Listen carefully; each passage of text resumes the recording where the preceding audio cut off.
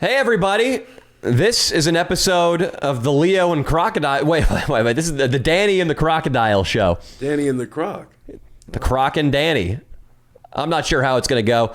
Leo, guys, just to briefly summarize everything that's going on, I don't want to talk too much more about the whole Brandon situation because basically my opinions haven't changed much since the last podcast. What I said then is basically what I believe now. I have spoken to Brandon a couple times on the phone. We have now a cordial relationship. Maybe cordial is overselling it, but I apologized to him, told him there's no ill will. That's all I can do. Hopefully someday he'll feel the same way toward me. And everything was looking like it was going to resolve and start getting better. But then Leo did go off the deep end a little bit. He is having some hard times right now, and he was having some especially hard times after Brandon released his second video. And Leo copyright struck a bunch of Brandon's videos without consulting anybody on our team. Did he call you King Croc before? He didn't say a word to me. King Croc, did you greenlight this whole thing? I did not give the go, and normally that's what goes on. King Croc is very anti-censorship, so I know he didn't. But seriously, people, Leo did this without our authorization. I woke up at 6 a.m. on Friday morning, called my editor about our edit for our main channel video. That's when the news broke to me. And the rest of that day, myself, Austin, who's sitting over here behind the keyboards, and our editor, Ian, called Leo repeatedly. We realized what a breach this was of etiquette, of YouTube behavioral norms, of just audience trust, because you can say whatever you want about us. We'll fucking deal with it. Clearly, a lot of people were pissed at us, and that's our fault. And we're willing to responsibility. We do. I don't think they were mad at you. I don't think a soul was mad at King Croc. Well, if there were any anti-Croc Reddit threads, send me your contact information, and you and I can meet up and sort this out personally. But yeah, Leo, as far as we know, and I don't think he's lying, it sounds like he is uncopyright struck all of Brandon's stuff, which we demanded he do, lest there be serious consequences. Again, we don't stand for any sort of censorship. We don't. To my knowledge, one video has been released on Brandon's channel. It's back up. I think now 3 of them. Great.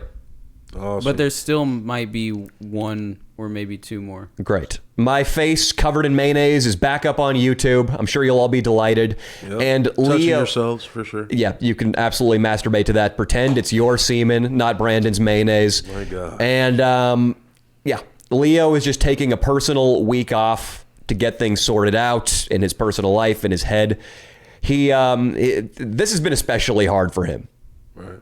I don't know if he's ever... He has experienced stuff like this. If anything, Leo should have taken it better than us because he's got that bachelorette cancellation training. That's next level. Yeah. Yeah. Every squawking twat from Philadelphia to Santa Cruz was on his Twitter, on his Instagram, calling him a chauvinist pig. Yeah. The R word. Retarded? No. Rapey. Oh, yeah. One. But I mean, Leo lost his girlfriend, so that sounding board, that support agent is gone from his life. And I think it was around that time that he started drinking and went on this copyright strike spree. Inexcusable. None of us support it once again. And we apologize to Brandon for this for him. With that said, let's move the fuck on. I'm tired of talking about this. Yeah. We got King Croc here. I'm sure he's got all sorts of nuggets he's ready to share with the eager audience. I'll drop it on you. I want to say this. I love when King Croc comes over. No, I love when anybody black comes over. Okay. Not because they have the best weed. Not because they can introduce me to all the coolest up-and-coming hip-hop artists. Okay. I can do that. It's because my neighbor is a progressive black man. We have a good relationship, especially with his mom, who lives next door too. We sent her gift baskets when she started bringing her dogs in the morning so they wouldn't wake me up. That was a little bit of a saga, King Croc. Her husband tragically passed away. We were at the ceremony. Really good relationship. And he follows me on Instagram. So he sees me giving students iPhones to do blackface. He sees me hawking hoodies that say Danny Mullen free the slaves. So I think this guy, and if he's had one conversation with Austin. He probably thinks this is like some neo-Nazi headquarters. And that's why when King Croc walks in, I just go, yes, please, Mr. Neighbor, please be coming out to fetch the paper right now. Oh, hey, King Croc. Hi, Timothy. Just hanging out with my African-American, non-white friend. Because then he knows it's all good. Right. And that's why I walk extra slow. When I'm coming up, I walk extra slow. Make sure he sees me. Look at the pigment. I need you to walk even slower. If you came in at a quarter speed, I need you to come in next time at an eighth. Oh, shit. I want you, in fact, go knock on that door right now and say, is this Danny Mullen, my best friend in the world's house? Oh, you're not Danny Mullen. Pleasure to meet you, fellow black man. I'm going to go over to Danny's house for a good Christian meal and a Malcolm X viewing session. That's funny. We're going to watch 8mm Malcolm X historical tape. Yeah. You know, that speech he gave in that church. Yeah, the one where, yeah. Can you talk into the microphone? Okay, I don't really know. How stoned are you, King Croc? Pretty fucking stoned, to be honest. But I'm liking this a lot. Do you function better after smoking a shit ton of weed? Yeah, but it depends. I have to have a finesse on it. It has to have different levels where they connect. And then at that point, it stabilizes all the different drug interactions, and I'll be spot on. So you left all of this to chance is what you're saying. We're waiting on the correct finesse, the correct drug interaction. And if any of you saw the I'm Canceled video, you've seen his grocery bag full of pills. Unfortunately, I ran out of many supplements. Talking to that microphone, King Croc. Unfortunately, I ran out of many supplements. Okay. But now I'm just here operating on the best I could do, honestly. And that's all you can ask from a man. If a man does his best, I think General MacArthur said, what else is there? What else is there? One of my favorite quotes ever. That's beautiful. If you do your best, you can't feel sad, no matter what else is going on in your life. You can't feel bad or sad. King Croc, speaking of bad and sad, I heard you got let go from your job. Yeah, I got let go because... Oh, I thought you quit. I was trying to... No, okay. I was hoping you were going to correct me. No, okay. The reality is I was going to be let go, so I just high IQ'd it, and I said I had COVID right before. So basically, I was going to get fired regardless, but now I got the COVID excuse. Now I get unemployment. Genius. You know? But that was all as a result of Cigar Guy. And I'm calling you out live. This isn't live. Oh. And I thought he was in the room for a second. It looked like you were pointing at somebody. Yeah, no, I was in my imagination. I didn't want to cut you off. You can continue your message to Cigar Guy, but where were you working?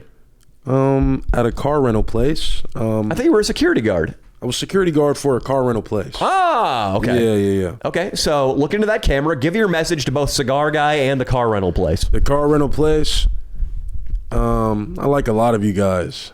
I like a lot of you guys a lot. Not everybody. What car were they selling?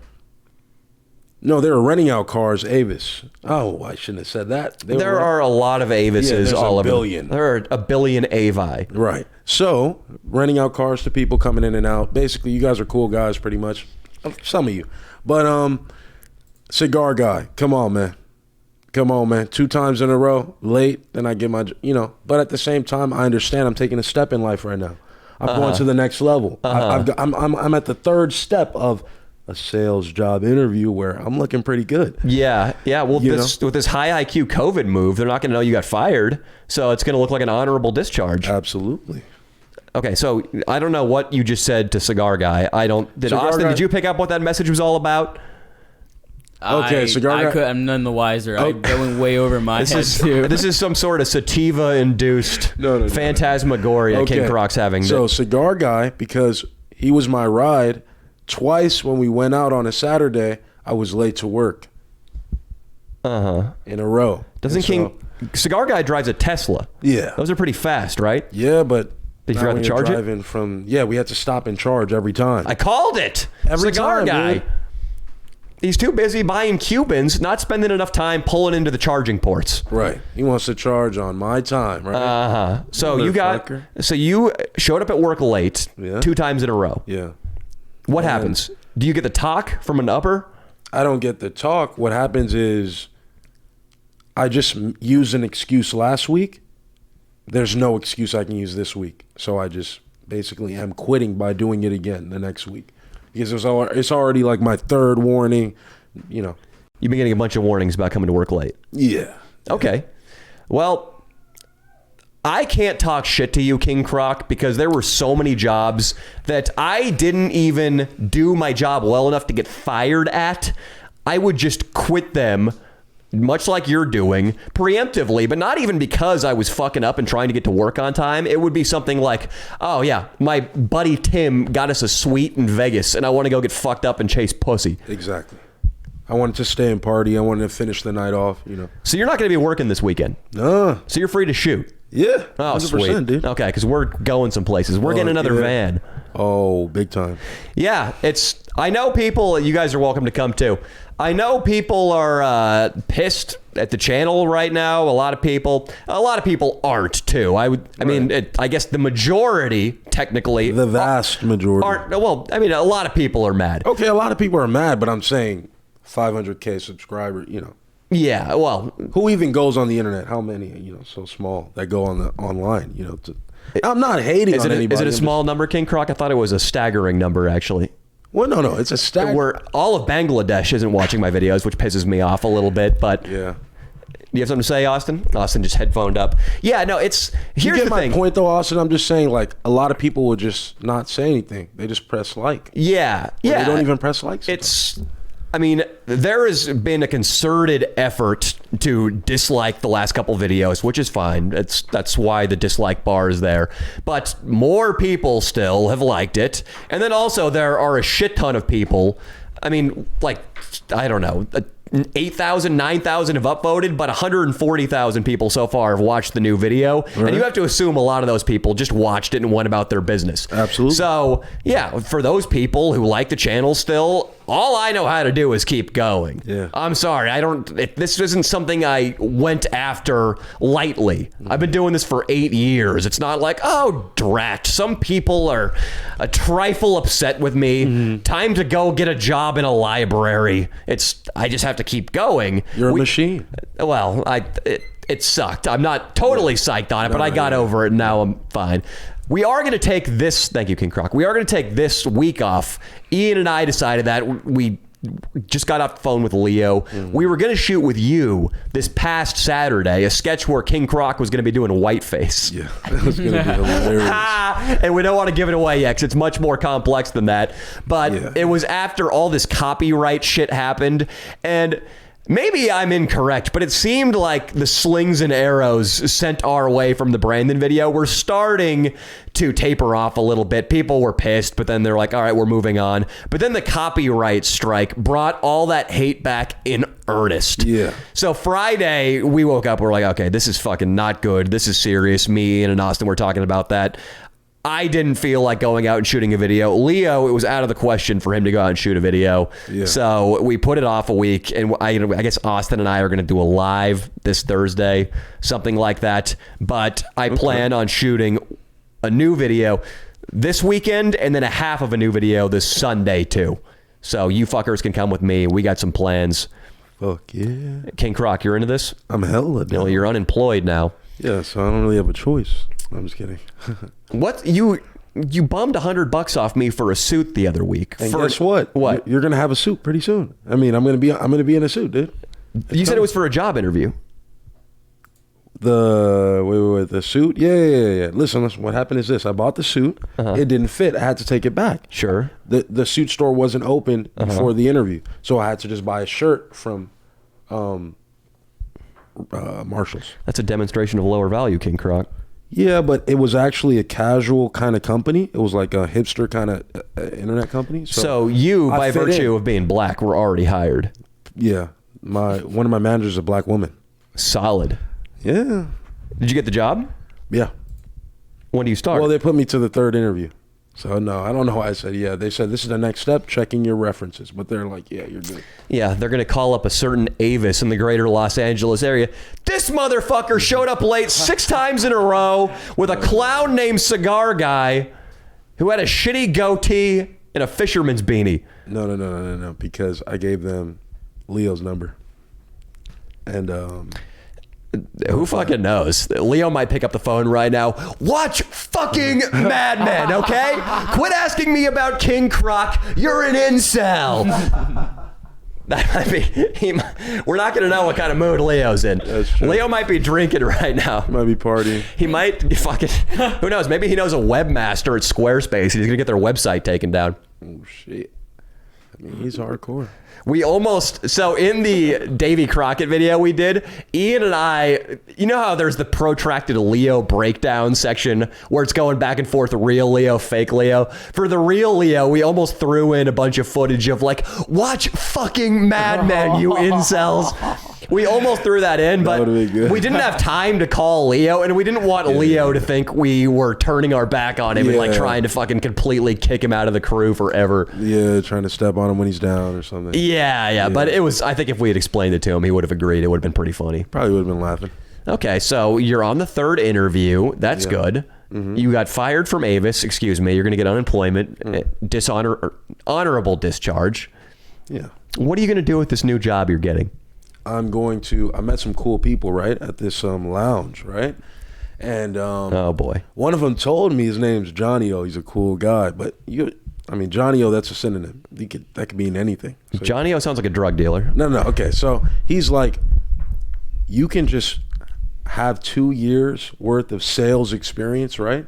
And most companies are going to want to take you.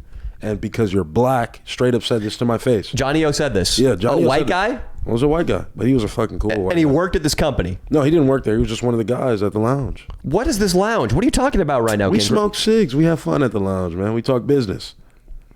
Is this a neighborhood establishment you frequent? No, this is, it's high class. It's He's talking about him and Cigar Guy It's at Austin. the fucking cigar shop. Why don't you just You tell us exposed that? me, dude. You're acting like that's some sort of privileged information. I didn't know if it can go live, with the, What are you talking about? Why couldn't that go live? Because, imagine if you go hang out somewhere and then I'm like, oh, here's where Danny hangs out, Like I'm feeling like, Dude, it's Los Angeles. There are 15,000 cigar stores. oh, you're right. And it's Cigar Guy. It's not Bruce Willis. You think people are going to be kicking down the windows trying to get his autograph? No, dude, Cigar Guy was telling me some pretty funny shit, though. He was About saying what? that King Croc was in the cigar shop. Some old dudes in suits would walk in. He'd be like, so, y'all do sales? I just got a sales job. Yeah. You play any video games?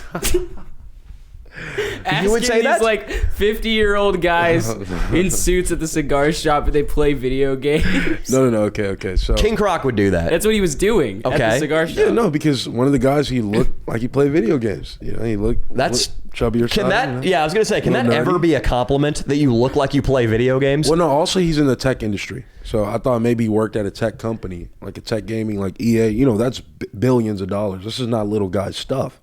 Okay, so you and Cigar Guy spend an inordinate amount of time at some sort of cigar lounge. Yeah. How often are you there?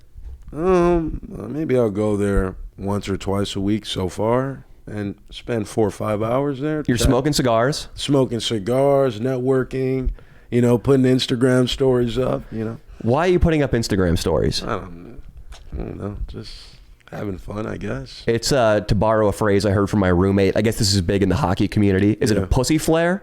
Oh, it sounds like it would work. I mean, what does that mean? See, I suppose a pussy flare, from what I've heard, is when you land in a new city and you put up an Instagram story announcing you're in that city. Oh, shit. What's going on, Dallas? Exclamation mark with a picture of where Kennedy was shot. Okay. What's up, New York? A picture of a guy getting blown by a crack whore in a stoop. That's the signature of New York. Yeah. And then any girls who are in New York or Dallas will hit you up. I guess, sort of, yeah. I mean, maybe. I tried to think of anything noteworthy in Dallas. The only thing I could think of is that Kennedy got shot there. Is there a famous building? What is in Dallas I could have referenced? Blonde. Literally nothing. Dallas sucks. Oh, shit. I like Dallas. Dallas is my favorite. Since the mayonnaise incident and my last encounter in Austin, that city is completely spoiled to me. Oh, yeah. I have such resentment toward Austin. And also Austin, it was all hazy and overcast, and the homeless population has exploded since our last visit. Positively Oh, my goodness. exploded. Now it's LA with shittier weather. That's how I see gross. Austin now. So it's completely off my list of places I would Austin- move. Dallas, however, is charming.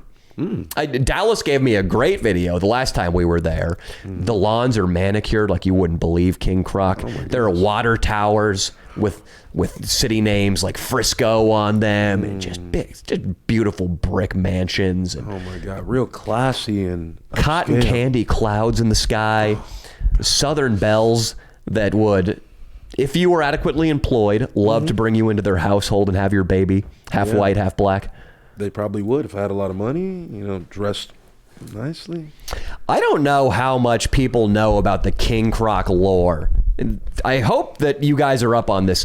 If you haven't checked out our Patreon yet, our first Patreon episode for the Leo and Danny show was stupendous. King Croc gave us a play-by-play of his date with this girl.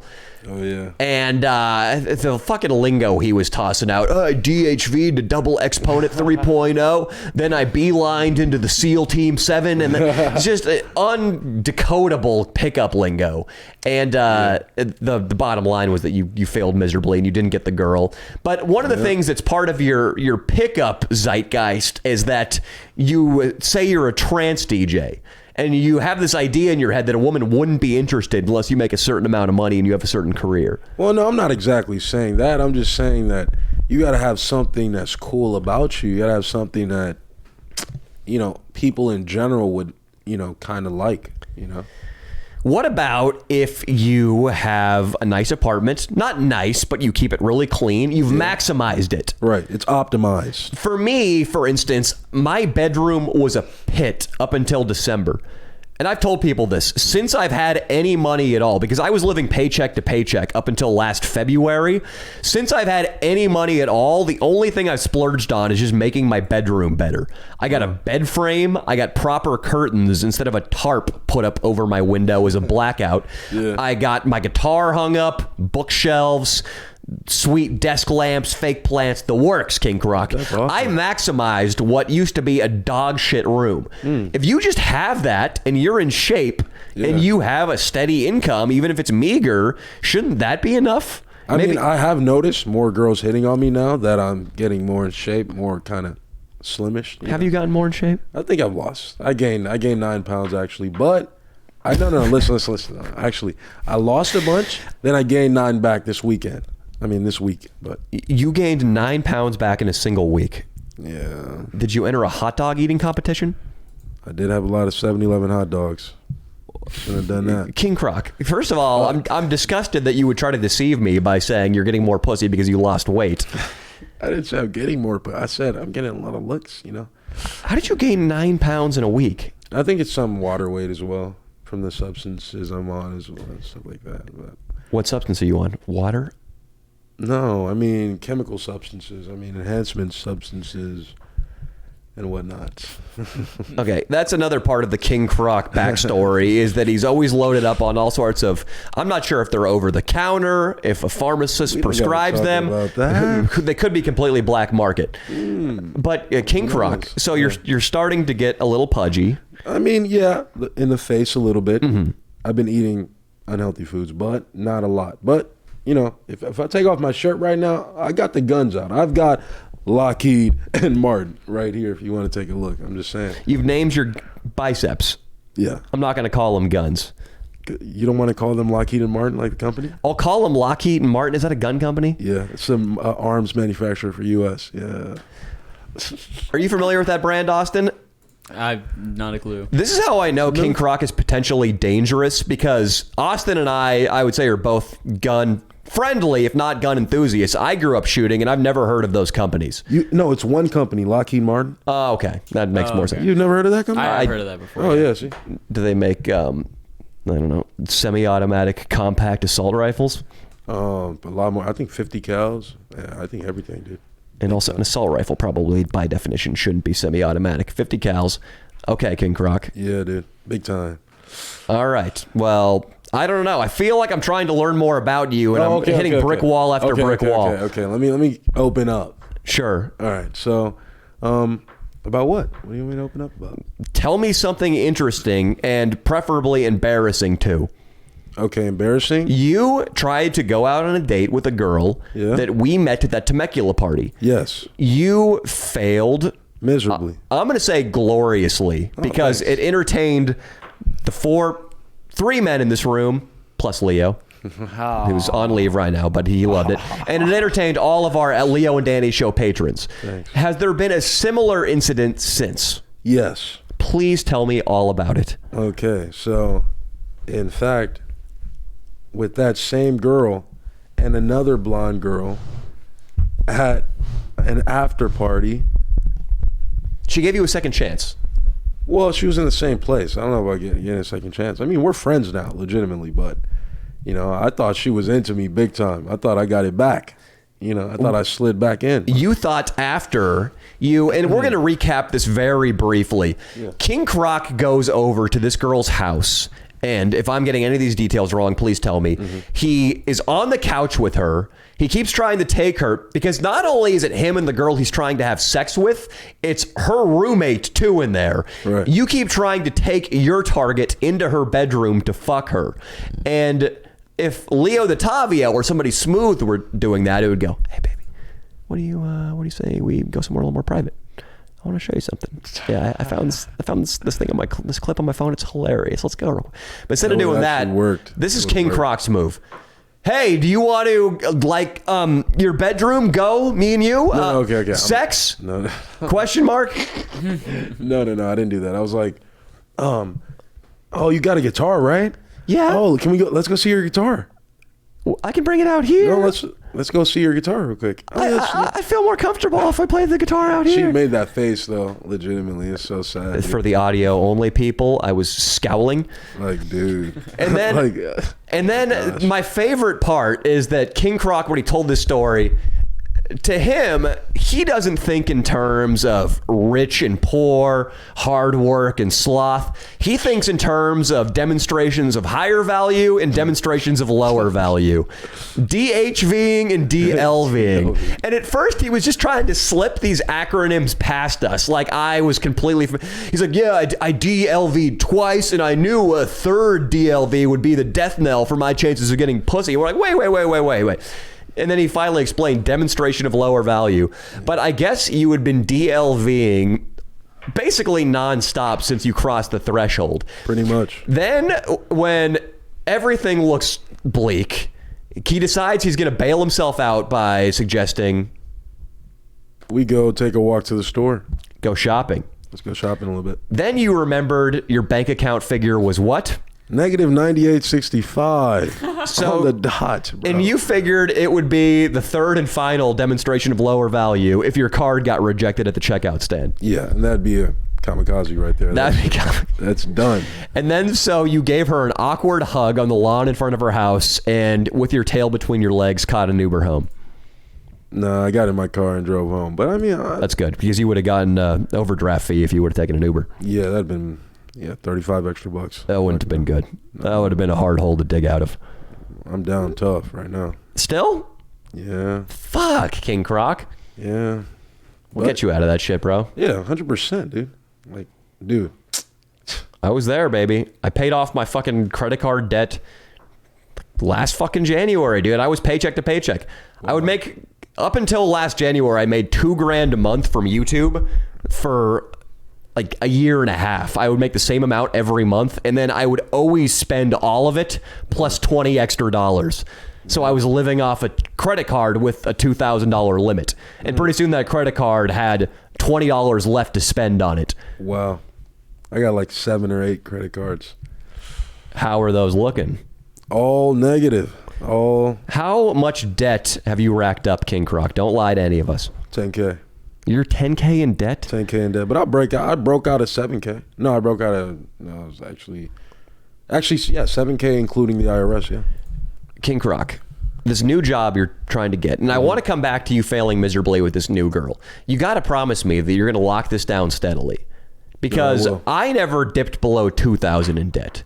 In 2,000, that's a decent month's pay or a good month's pay, and you being responsible with your money, you can get out of that. But 10,000, that psychologically is hard to wrap your head around, and I feel like that can demoralize a man. For instance, my sister is like 150K in debt from law school, and I just don't even know how the fuck she gets out of bed. Right. I just depressed the shit out of King Croc. I know, dude. You hit me hard. Just, I need you to understand. I would love to keep filming with you, and we've talked about this. We want to bring you onto this show as, at the very least, a third mic. We want to bring you in here because we need the diversity. Let's be honest. No, yeah. King Croc's a great personality to have on, but we want to help you out. But it would be great if you were available weekends. With the new job, you'd be available weekends. Yes, I would. Fucking love it. That's better than Avis so far. But that was one of the benefits. You gotta hold that shit down, dude. You gotta start chipping away at that debt. Yeah, dude. Come on, dude. The 5 golden laws of Babylon. I read that shit, man. I got it all noted down. Isn't that the richest man in Babylon? Isn't that the title of the book? Yeah, that's actually. Okay, well, he read it so thoroughly he doesn't know the title. No. That's one of the chapters. Yeah, that's one. Yeah. All right, King Croc. Danny's smart. Danny's a smart guy. Let's hear about. I haven't read that book. Let's hear about. But dude, I'm telling you, I did read a Tony Robbins book right before this whole chaos with Brandon broke. Oh, really? And the chapter I read right before this all started was the perfect fucking chapter to read. It was how to frame problems in your mind. And I already talked about this on my Patreon live stream, so I'm sorry if anybody's getting this twice. But the thing he emphasizes over and over is the way people think about problems often destroys them. You should always remember that problems are not pervasive, personal, or permanent. So just because you, for instance, King Croc, have showed up tardy 6 times in a row to your Avis job, you shouldn't think that you are also a flimsy person in all the other aspects of your life. Right. Therefore, you shouldn't think, oh, fuck, I showed up late to my job. I'm probably going to start cheating on my wife. Right. I can't be disciplined about going to the gym. No. Problems aren't pervasive. You have a little bit of problem taking your job seriously. That's where the problem lies. Don't think it permeates every other element of your life. Problems aren't personal, meaning that you shouldn't see this as a reflection of your self-worth. That you're showing up late to work a couple times. Right. And the same with me, just because a ton of people on the internet want me to be fucking homeless and kicked off YouTube and probably dead right now, I can't see myself as a lesser person than I was 2 weeks ago before this all started when everybody loved the content. Exactly. It's not personal. It's just a thing that's fallen in my path of destiny, and I just got to deal with it. And I still have to look in the mirror and be okay with myself in the morning and love myself before I go to bed at night. Problems aren't permanent. Pervasive, personal, and now permanent. They're not permanent. You have to think, I think in 2-3 months, this won't even be an issue at all. Absolutely. And I won't even be thinking about it.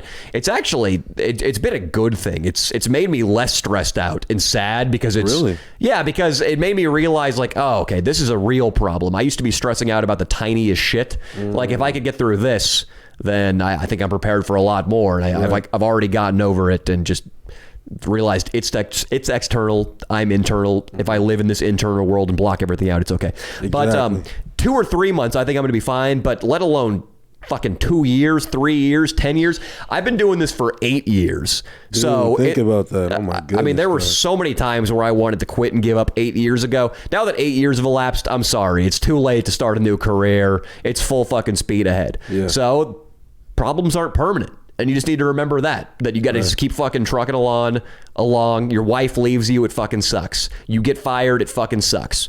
But if you keep doing your fucking thing, you're going to pick your head up 6 months down the road, 1.5 years down the road, 3 years down the road. And it's a cliche, but you're going to go, ha ha ha. You're going to laugh. I thought that was bad. Look how much I've accomplished since then. And that opened up this and this and this door. Right. Opportunities. Absolutely. So tell me about you eating a bunch of shit with a chick. Okay, so this same chick, right? We're in the room with another chick who's blonde, same as her, right? So you're in the same situation, but with a blonde instead of a brunette. No, with 2 blondes and the same blonde from the first situation. Sure. Right, and then the one you tried to fuck the first time. Yeah. And then basically, I'm just reaching all on the other blonde. You're groping that microphone right now. I know, because I'm nervous. Don't be nervous, man. I'm all rubbing the clit, like, you know, but you're just doing this. So it looks like Gemini jerking off Scotty Chains. Oh no! That's wrong. You tried to say it was a clit to make it not gay. Yeah. Obviously, you were thinking that it was a penis. And the color scheme's the same. No, but That was kind of funny because they're both. It's black microphone, black. Yeah. Okay, so Thank you, Austin. Thanks for not laughing. He's basically, fucking with me in my time of need.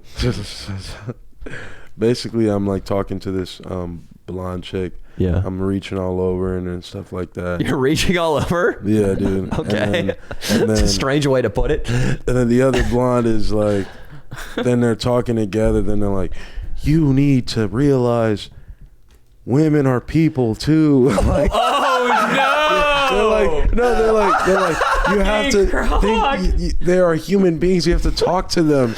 Like, you can't just have sex right from the beginning. And in my mind, I'm like, I guess I wasn't trying to have sex right from the second I'm touching them, but if it happened, it's not a calculated. Yeah. But they're like, no, you have to keep talking, like, Yeah. And then the other one's like, take your dick out, and then I'm like, you take your tits out, and then she's like, no, and then I'm like, well then no, and then she's like, well then you're not a man, and I'm like, what the fuck? Disrespect. You hear that, guys? They just wanted you to show a little dick with nothing in return. Fuck them, dude. But also, you're not a man if you don't do it, Austin. The lesson to the listeners is, if you're in a room with two women, if you don't pull out your penis, you're not a man. That is a good point. No, there's 2 other dudes in there. Oh. There was 4 other dudes in there, actually. 4. Okay, so you got this lecture in front of a bunch of other guys? Yeah. That is awful. And then she called me not a man, and then I was like, why you disrespecting me, bro? You called her bro.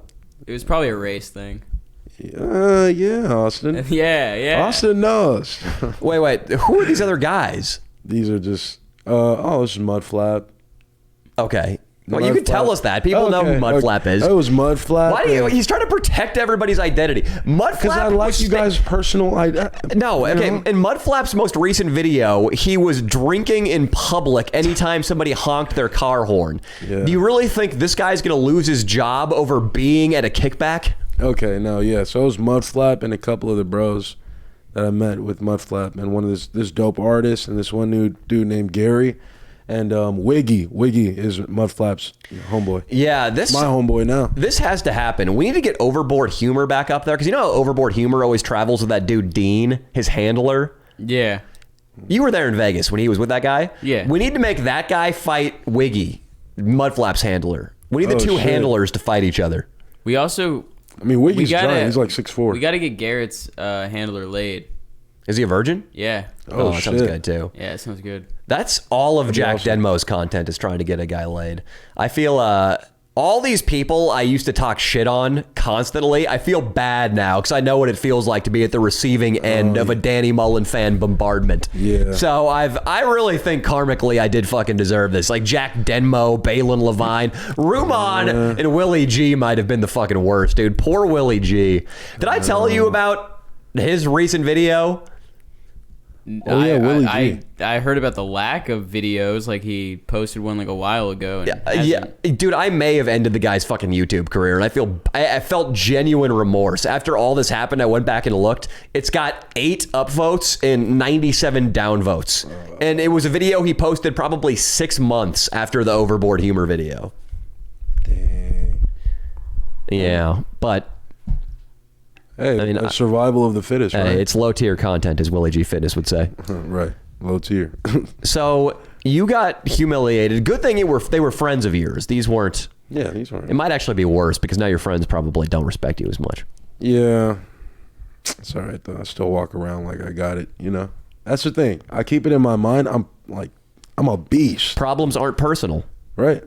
Like in my mind, I truly see myself equal to Trump, dude, and some crazy shit like.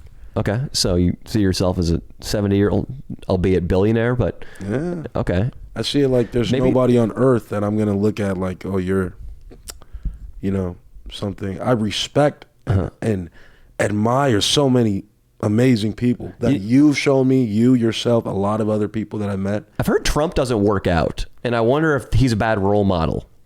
Well, he can't. He has too much money to be a bad role model. I agree. No, absolutely. I think there are worse people to model yourself off than a billionaire. But he, I've heard that he believes, and Austin, you can probably confirm this, that your body is a battery and you only have so much energy you can expend, and he doesn't want to waste any while working out.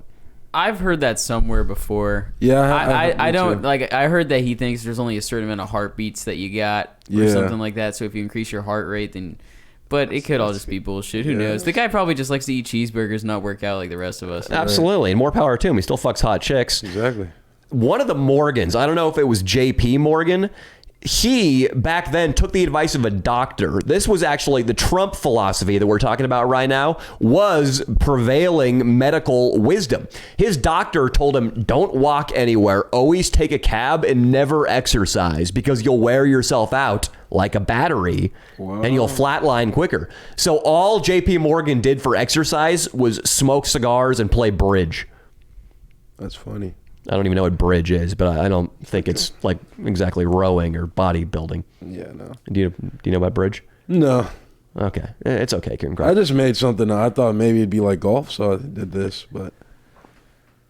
I think it involves cards, and I think... Can anybody bail us out of this? I think it's a card game. Okay, yeah. I've heard of bridge. It's our first show together, guys. Give us a fucking break. Yeah, I'm sorry. Okay, so King Croc, you're still walking around with a ton of confidence.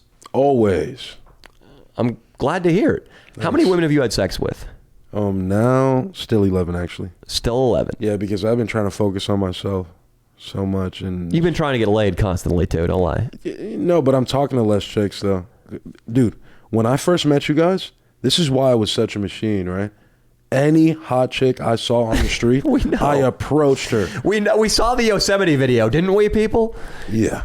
So, but now I've been trying to work out and read again and try to get jobs and Yeah.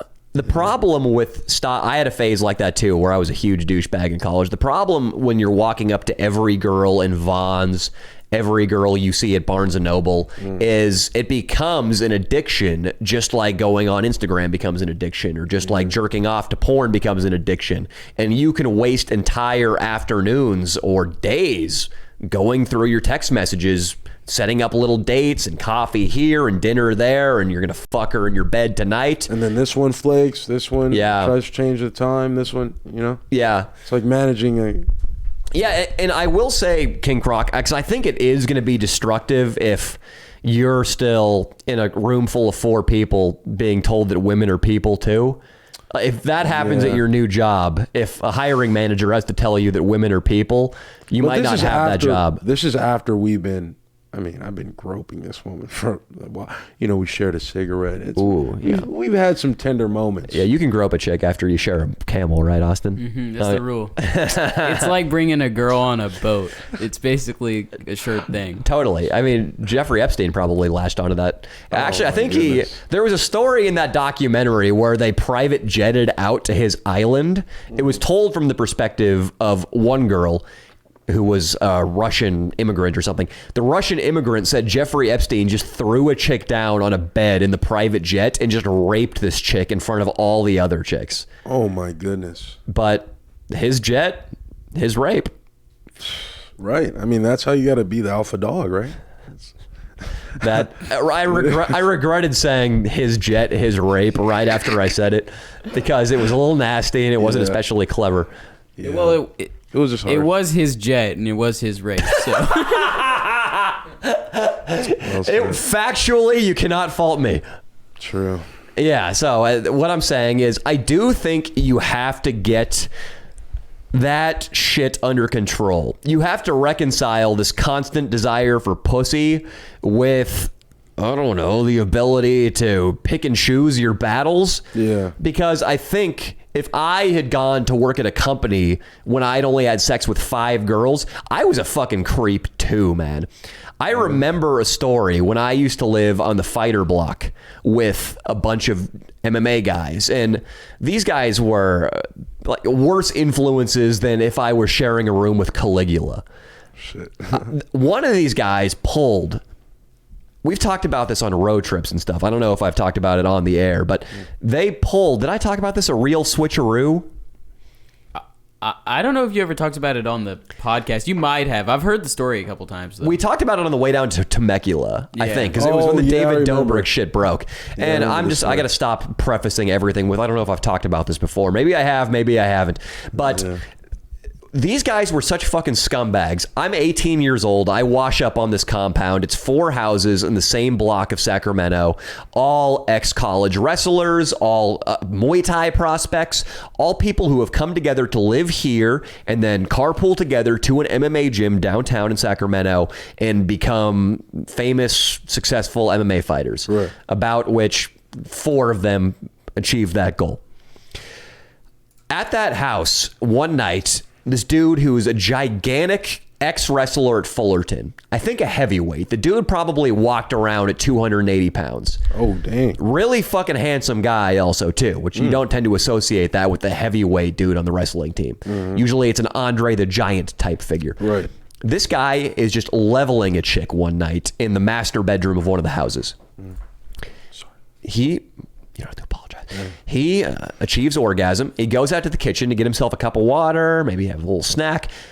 Another guy who weighs maybe 150 pounds and is a notorious, almost raccoon-like pussy scavenger, tiptoes into this bedroom, gets into the bed with the girl, and starts fucking her. Oh, my gosh. The girl thinks she's still having sex with Mr. Handsome Andre the Giant, who's out in the kitchen. Until, I don't know, she weighs him. Maybe she was riding him at first, and then he went missionary, and she started to feel the pressure or lack thereof from like 150 pounds less body weight. Yeah. She fucking goes, ah! The dude scampers out of the fucking room, ducks out a fucking window, and just disappears into the night. And then the big dude goes in there, I guess just like calms the situation down. But it never goes beyond this. She doesn't call the fucking cops. Nothing happens because it was like 2007 and this sort of shit just happened. People were just used to this like all the time, huh? Yeah. It happened like that. So those were my fucking role models. I thought these guys were cool. Yeah. I would fucking hang out with them. And then my favorite book to read was The Dirt by Motley Crue. Right. With Neil Strauss, and like Nikki Sixx writes a chapter. Then Tommy Lee talks about banging a fucking 12-year-old in a closet.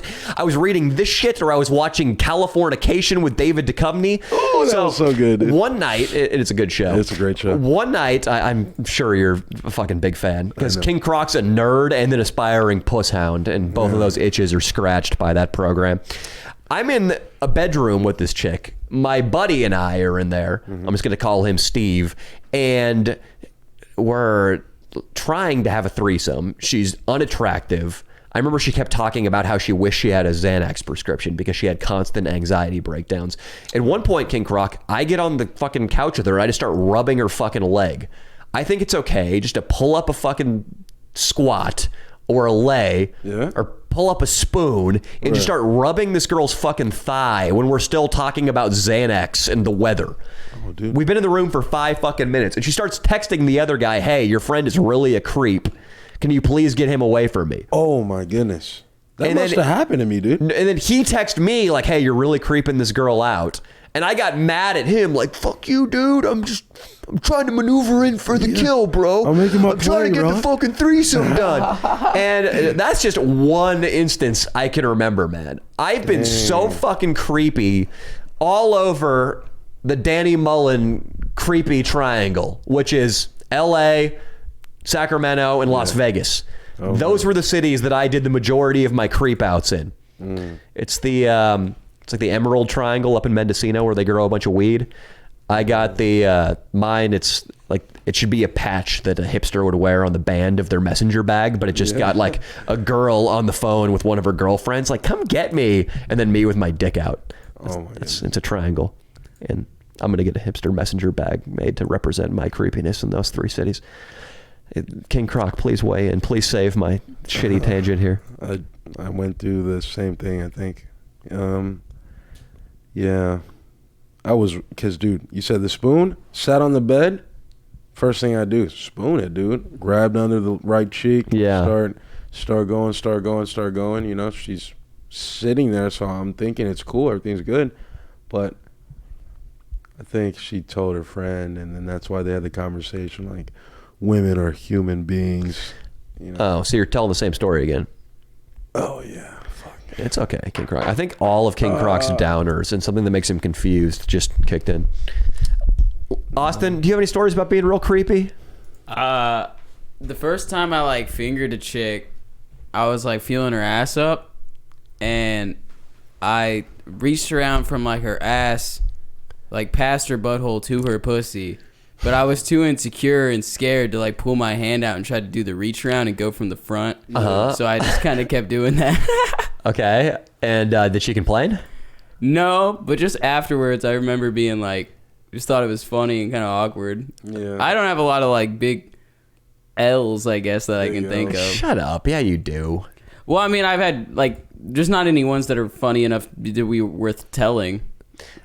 I had an L. I can think of. I had an L that was pretty bad. That Show me it. because when I had short hair, I don't know if you guys can relate to this, but when I look in the mirror most of the time, I think I look fucking weird. And when I see my face in profile, it's like, oh, my chin looks small and my nose looks big. I don't see any way a girl could be attracted to me. I have just a flat fucking ass, and my belly, even though I'm in good shape, it has a little bit of like a protrusion to it, and it's just disgusting. I look like some sort of seahorse, beak, belly, and all. Skeletor bird.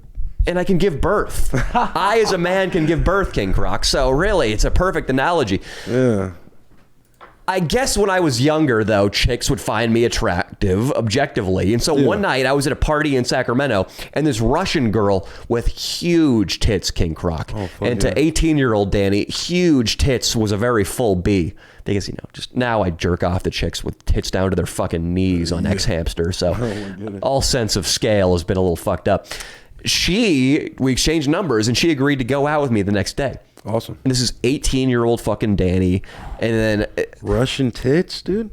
Russian tits are so much better than any other European titties, right? Yeah, I would say. You got to watch their vodka intake because they can get unruly really quick. True. They start fucking shit up. Yeah, and they tend to set up machine guns and shoot their own soldiers dead if they retreat. Scary. It's fucking white people, dude. I'm fucking dying today, man. But I need a rock star. That's what it is. I need a rock star to be pumped. It's okay. Don't blame my foul performance on yourself. I did the thing that we talk about a lot on this show, me and Leo, that when you're new to dating, and fuck that, even when you're experienced with dating, before you fuck a chick, you need to spend as little time with her as possible. Because women work on a disqualifying paradigm. Right. They look for things they don't like in guys before they have sex with them. Because if a girl has sex with a guy, her number goes up. Ding! Her odometer is increased by 1. And to them, that's a big fucking deal. Yeah. So, I mean, if they do that, then all their sorority friends or their roommates are going to be like, I can't believe Katie slept with Jonathan. He's fucking short and he's got bad skin. Yeah. Like, and then that gets around, and then Katie is the Jonathan fucker and her market value goes down. Right. So they think about it a lot. And what that means is their brain is scanning you like a cyborg, taking in your fucking profile. Yeah. For any reason not to let you between their legs. It's like a loser radar, loser points. Totally, man. Totally. Job, Costco, not impressed. Car, 2002 Altima, not impressed. But once you fuck a girl, then she's looking to give you the benefit of the doubt because she wants to feel like not a slut and like she made a good decision. Now she's on a qualifying paradigm. He works at Costco. Yeah, but he's the general manager and he's only 25 or he's the assistant manager. General's probably too high for. His Nissan Altima, but he's really good with his money and he's got a Roth IRA. Now they're thinking about you differently. Now your car's not dirty. You just don't have enough time because you're so busy. Absolutely. He's got to hit the gym, King Croc, and he's in this flag football league because he's into networking, okay? Networking. And when I was 18, I didn't understand that. So I fucking pick this girl up in Fair Oaks, California, drive her to downtown Sac, which is 35, 40 minutes. The whole ride, I'm like, do you like this band? No, I like 50 Cent. Oh, they're pretty good. It's Dashboard Confessional. If you listen to this song, the guitar is like do. Okay. Do you like this band, Explosions in the Sky? No. Oh, well, if you listen to this song, the bass line's like, doo-doo. Okay. 40 minutes of that fucking brutality. We get downtown and we go to this hip crepe place with her other Russian friend, and her other Russian friend is dating a guy who's an active firefighter, fucking jacked, handsome, with a bunch of cool ass tattoos. He's got like a koi, and he's got like a fucking knight riding a horse with a jousting stick on his bicep. And the conversations I'm having are like, yeah, firefighting, I do you guys have to like fucking carry axes? It's fucking 3 hours of this in total.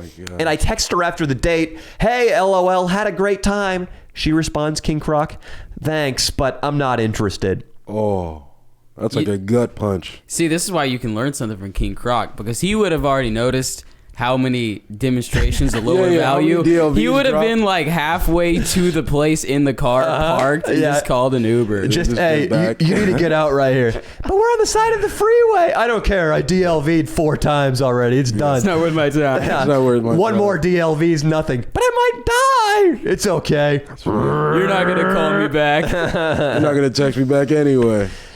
King Croc, he has this pickup guru that he pays money to online named Paul D'Angelo. Are you still giving this guy money? No, I already paid him off, but... You paid him off? You were in debt to Paul D'Angelo? Yeah, I was on a payment plan, actually. Oh, King Croc. You need to cancel all of your Patreons to the Leo and Danny show, to my channel too. We'll find a way. Austin, Ian will send you the content for free. You got to stop. Okay. All right. You got to stop, dude. Yeah. We got to chip away at that Mount Whitney of debt. Yeah, dude. It's a fucking cocaine mountain, for real. What are you spending all this money on? Just daily expenses that add up? Daily expenses, drugs. Supplements, right? Supplements, yeah. COVID hit me hard because I was on the cutting edge of COVID, honestly. I was the one researching and all that shit. So before anybody knew about it, I was wearing gear, like full P300 gear masks on. Yeah, you just said it hit you hard. Yeah. No, what I mean is like it hit me fast, like the pandemic before it was mainstream. So I was the paranoid one, but I was wearing masks, gloves, and everything before it went on the news. Yeah. Right before it was widestream, and I went into debt preparing. Yeah. So I had, so much. You went into debt preparing for COVID? Yeah, multiple thousands of dollars actually. Yeah. Okay. So I have so much prepared and a lot of bleach. So basically, though, that was money wasted. Money wasted completely. And now I'm the only one not wearing a mask whenever I go somewhere. Now I got to fucking try to go find a mask somewhere. Okay. How many boxes of Top Ramen and gallons of Aquafina do you have in your apartment? Now maybe 4 left. 4 boxes of ramen. So you ate everything. Mm-hmm. Did you get any fresh food that went bad? No, because I mainly got canned food, beans, peas, stuff like that. And you've been living off of that, though? No. I was still buying stuff outside. That was kind of dumb, actually. I should start eating that stuff. You should eat all that, and it's going to make you, I don't know what it's going to do. You're going to save money on future groceries. Right. Yeah, I can't act like I'm this financial fucking guru, dude. That was one of the things I thought about. Well, you've got your dad, too, to support you with the finances. I mean, like with the knowledge. Not really. I mean, a little bit, but I really wish somebody would have been on me more about investing when I was in my 20s. I've been telling Austin about this, dude. It's, if you look, I don't know what the figures are, but if you put $10,000 in the S&P 500 or just any conservative investment portfolio at age 20 versus age 30, it'll be worth double or something ridiculous as much money. Starting young is fucking everything, and everybody thinks they can't save any money, but there's always a little bit of fat in your budget where if you just take money out at the beginning of the month, you won't miss it. You won't notice it. Yeah, that's why I've been telling Austin, dude, get a Roth IRA, which means it won't be taxed down the road when you take the money out. Just get that account set up with a Fidelity app and buy $100 of the S&P 500 every month. And you will be so far ahead of everybody else your age. I want to write that down so bad right now, but we're on the show. We're doing it, Yeah, we appreciate that, King Croc. All right. Yeah, but dude, I was thinking about that during all this wave of hate that's been coming in when it does feel tempting to be like, holy shit, I just need to step back for a while. This is jarring. I don't have a choice, though, because I don't have enough money to take any time off. Crystalia got his fucking dick cut off with cancellation. But the thing is, when you're worth $16 million, you can take your sweet time on your comeback. Right, you got a little comfy nest egg to lay back on. Yeah, whereas I was talking to my girlfriend about that, though, this weekend. Also, that Crystalia's cancellation, I shouldn't act like the trouble that me and Leo were into the fans is anywhere fucking close to that. That's next. Because, like, people will look back on this in November and be like, Danny was kind of mean. Which I disagree with. I think it was misunderstandings. Yeah. I don't think I was ever mean. And I dispute a couple of times I've been accused of being mean. Like, I verified those with Austin and Leo. But that's basically it. Is like, Danny was sort of mean. Right. Danny was not very honorable, which I'm just grateful it wasn't Crystalia level. Like, really serious claims, like, slanderous claims. Like, you're not getting slandered that bad. Like, nobody's saying you're touching, underage or anything. Nobody's saying it, but it's happening. He just keeps it tight. Really keeps it under wraps.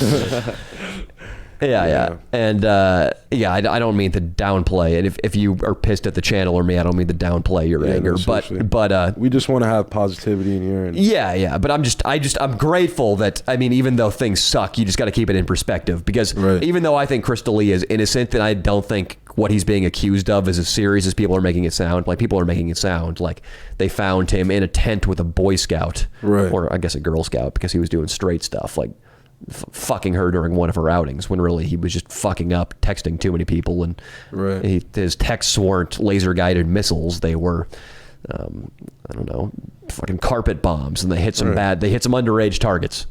Yeah, and not purposefully. Yeah, from not the looks of it. So King Croc, you're living in a compound with an Asian woman, and I heard you Asian women. I heard you hit on one of them, and you got a text from the landlord that you got to stop hitting on that Asian girl. Yeah, she told me she said, you can keep living here, but the most important thing, don't talk to her again.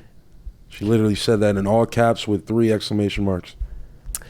Austin, do really you think hot. the interaction with that woman is going poorly, neutrally, or really good? I think so far pretty good. Pretty good? Okay. Yeah. When you get a text from the third party gets involved saying, don't talk to her again, in caps with exclamation marks. Well, it's weird because it's her aunt and her mother, and it's girl drama, dude. But, I don't want to go too far in the details, but... Well, yeah, what was your approach with that girl? Nobody's going to know who she is. Basically, we just start talking more often, being more friendly, like roommates type stuff. And then, I slip in just a casual way to get her number. And she's like, as long as you don't text me too much or something. I'm not that kind of guy. It's not a demonstration of lower or higher value, but that's a demonstration of non-interest, right? When a girl tells you to not text you too much.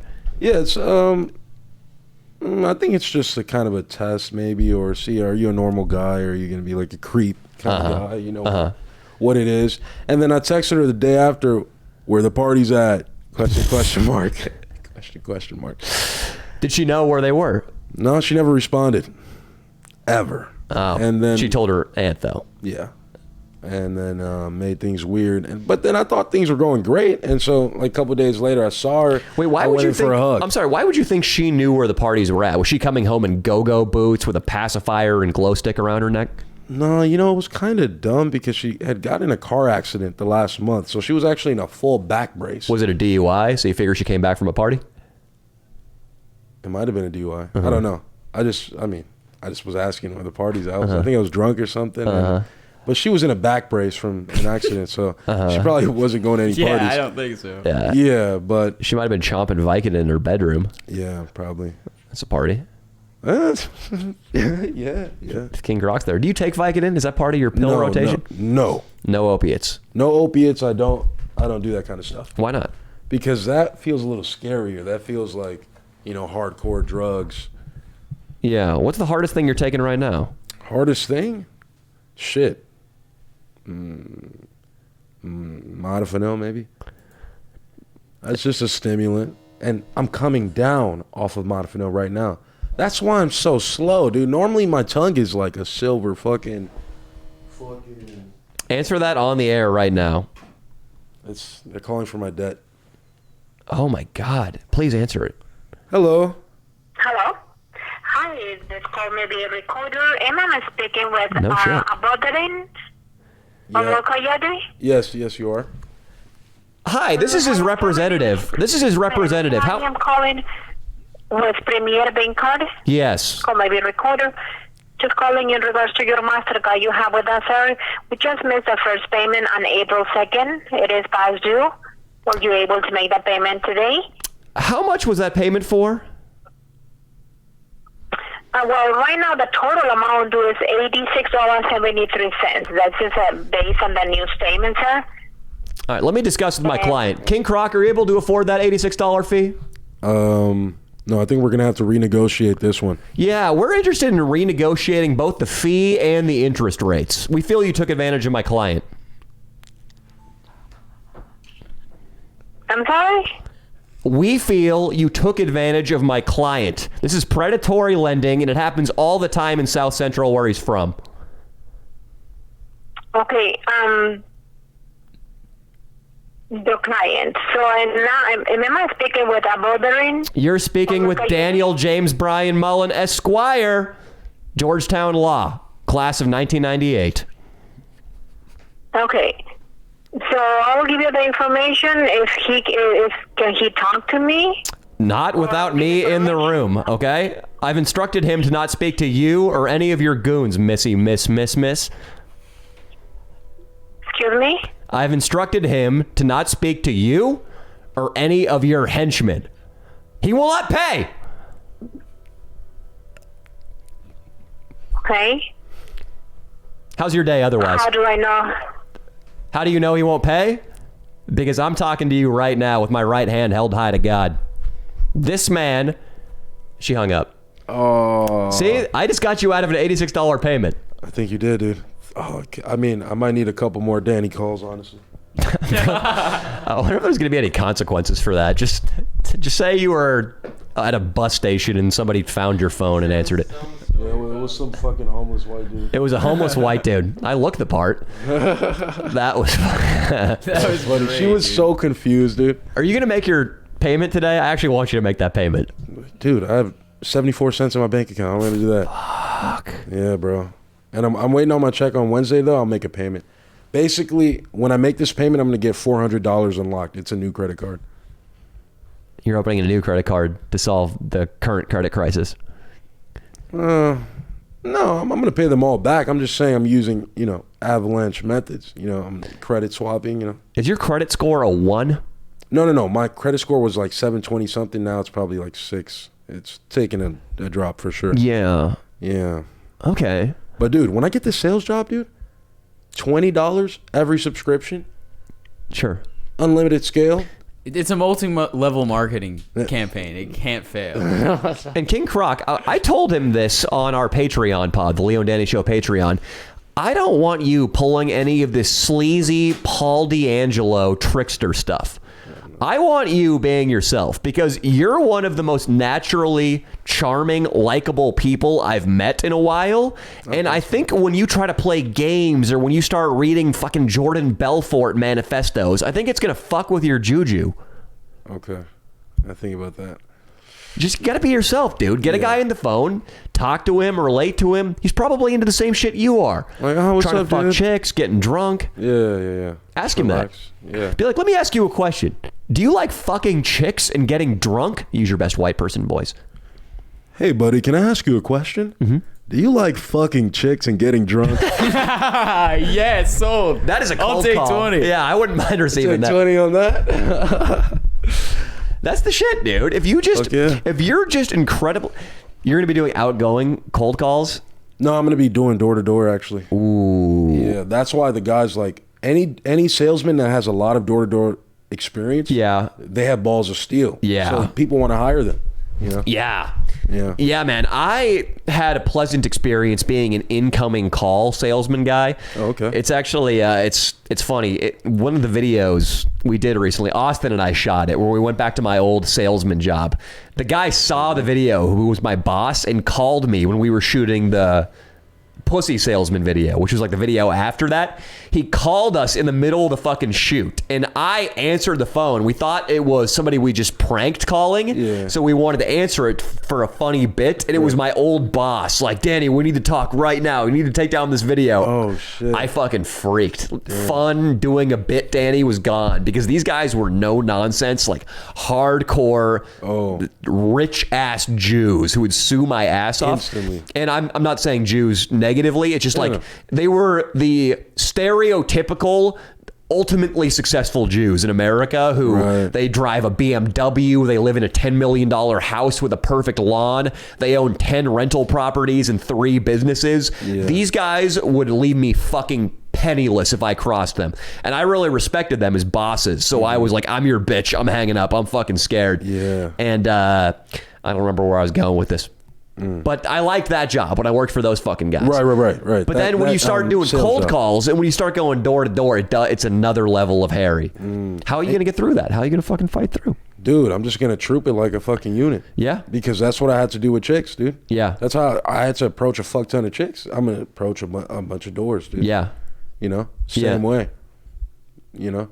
By just pretty much becoming, you know, a stone. Yeah. Cold-hearted. Yeah. Nothing reaches me, touches me. Totally. Yeah. You just got to be persistent but friendly. Yeah. Just transfer my fun vibe. Yeah, man. Just be fucking honest, dude. That's the thing. That's why I was good at. I didn't last long enough in cold call sales jobs, but I was good at my incoming sales job because I was just genuinely trying to help the customer. We had a good fucking product, and I would help them find the best product for their needs, even if I didn't make the most money out of it. And they can sense the genuineness coming off of you. Yeah. Yeah. Yeah, it's like anything. People don't like a fucking sleazebag. It's like when you start lying to a chick. Austin, you're big on the not lying to chicks thing, right? Yeah, definitely. Lying to chicks is not a good way to get chicks. Well, it might work, but it's probably not a good thing to do. Yeah. Yeah, it's like the lies with chicks never work. Like, no, I absolutely didn't just drop something in your drink. You got to be honest. There is a Mickey in your cranberry vodka. That's fucked up. And then you move forward. Yeah, that would never happen with me because I respect women. Clearly. I do. Yeah, that's why you're getting lectures on respecting women in rooms full of people. That was embarrassing, dude. Yeah, it's okay. You got a lot of progress to make, buddy. Yeah, but I'm going up, dude. And, yeah, man, so... You're looking pretty good today, dude. Full send in it. Are you talking about my merchandise or just my general glow? No, the glow, and you got the full send hat on, I think.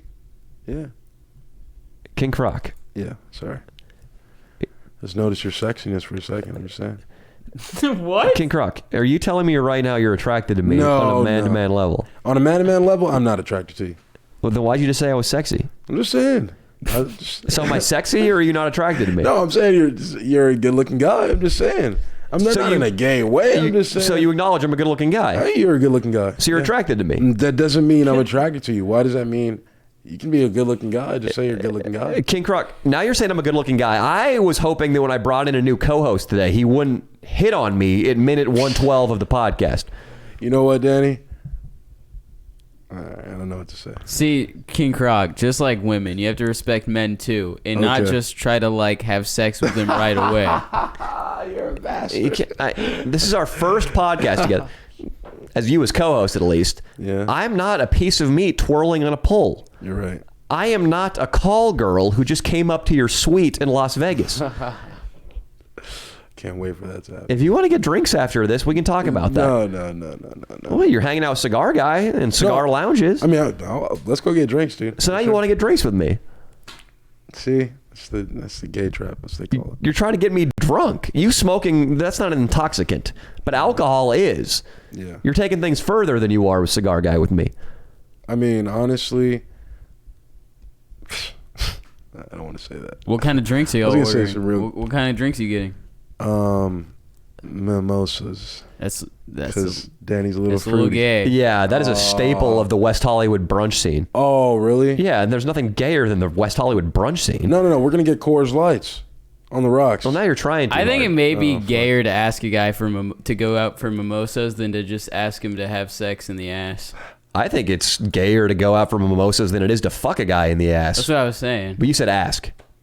Okay. I'm saying perpetrate right. the act. You're right. So mimosas are pretty gay. That's commonly known. Right now, this could be Richard Simmons sitting in this chair is what I'm saying. That's how straight you are in the eyes of me and Austin and Dino. And Dino's gay. Dino's like, no. Yeah. Dino is going to have... Dino, right now, he's hunched over like one of those 89-year-old homeless guys you see. I got no back support. Yeah, you look really uncomfortable, dude. We got to get you a better chair. My fucking girlfriend sends me videos of this elderly homeless woman. And elderly and homeless, I think that means she's probably about 43 years old. Out in the elements, they age pretty quick. But she walks around Santa Barbara and her spine is shaped like the letter L. She's just parallel to the pavement, her upper body, goodness. walking around. And Mia just sends me videos and it is grotesque. And Dino's posture right now indicates he's going to end up like that. Homeless. Hurts my Homeless. What time are we at, Austin? An hour 15. Hour 15? We got like 30 to go. Fuck. What do we even talk about, dude? Well, talking about ideally, getting- the conversation flows organically enough that we don't have to say, what do we talk about? But again, this is your first time co-hosting. No, so I wasn't prepared. Like Sun Tzu, you know what he always says? The master, Sun Yeah. Tzu. He says, you have to plan for... Sure. Yeah. You have to plan for war. Sure. You know, if you're the enemy is... The battle is lost or won before it is fought. Sure. And so because I was not prepared... But I think this is a great show, though, honestly. Oh, it's fun. Yeah, I'm having a good time, too. I'm not saying this is a piece of shit episode. It's not a piece of shit. Yeah, I can use this time to plug myself. I'm going to stream for 24 hours tomorrow for 420. Fuck yeah, you are. Yep. Are you going to be on drugs? How are you going to stay up that late? I'm just going to... Well, I'm probably going to sleep on stream if I fall asleep, but I'll just keep the camera on. Okay. And Have donos going? what if you have one of those nightmares you tend to have where there are a bunch of caricatures of Jews coming in with hatchets and money bags and big noses, and you start screaming about the Jews in your sleep?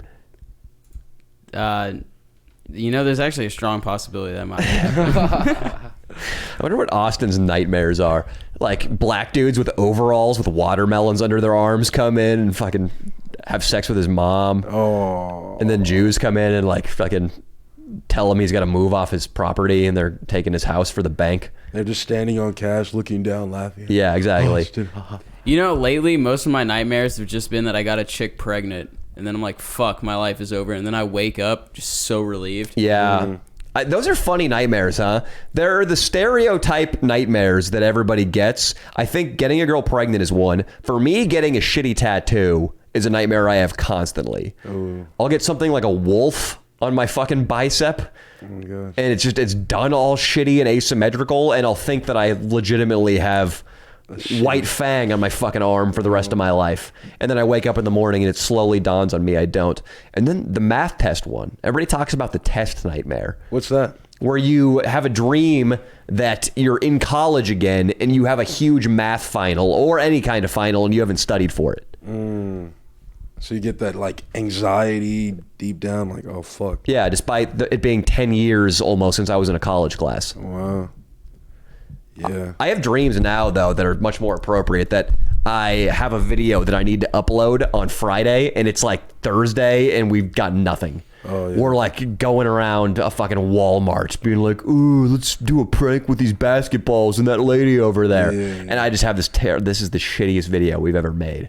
Do you really get anxiety about like, is this video gonna be good, or do you feel like I'm Danny fucking Mullen and I just dropped that shit? Definitely anxiety. Not too bad. It's definitely gotten better, a lot better, and I'm trying to think of why that might be. I guess I've been doing it so long now that I have a lot of confidence in my ability to do it, and I know it's going to be good, especially if I have ample time for preparation. But I work so hard pretty much every waking hour of the day. I get up at 6 and I work till 7, and then I take 2 hours for myself, and then I'm in bed by 9, like reading a book and falling asleep. So I know that all I can do is keep doing that and putting in as much work as I can, because if I work longer than that, I'm going to start going insane. So if a video ends up a little shittier, it's like we said at the top of the show, if a man does his best, what else is there?